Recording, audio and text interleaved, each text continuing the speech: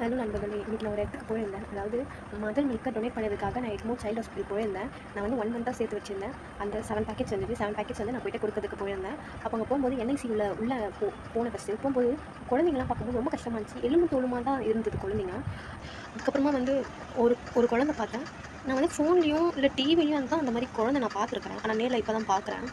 தலை பெருசாக, மூஞ்சி உடம்பெல்லாம் ஒல்லியாக எலும்பு மாதிரி இருந்துச்சு அந்த குழந்தை. பார்க்கவே கஷ்டமாக இருந்தது எனக்கு. இந்த வீடியோ வந்து நீங்கள் முடிஞ்ச அளவுக்கு நியூ மாம்ஸ்க்கும் அதுக்கப்புறமா ப்ரெக்னெண்ட்டாக இருக்கிற லேடிஸும் அவங்க டெலிவர் ஆக போகுது அவங்க எல்லாருமே இந்த வீடியோ பாருங்கள். உங்களால் முடிஞ்சது ஒரு 10 ml இல்லை ஒரு நாளைக்கு ஒரு 30 ml 10 ml போதும். பம்பிங் தான் இருக்கணும்னு அவசியம் இல்லை. நமக்கு கையிலேயே எக்ஸ்பிரஸ் பண்ணி எடுத்து வச்சா போதும். அது என்னென்ன ப்ரொசீஜர் நான் அப்புறமா சொல்கிறேன் இன்னொரு வீடியோவில். டொனேட் பண்ண மூலமாக எனக்கு ரொம்ப சந்தோஷமாக இருந்தது. ஏன்னா என் மூலியமாக பல குழந்தையோட பசியும் உயிரும் காப்பாற்றப்பட்டதுன்னு நினைக்கும் போது எனக்கு ரொம்ப சந்தோஷமாக இருந்தது. உங்களால் முடிஞ்ச அளவுக்கு இந்த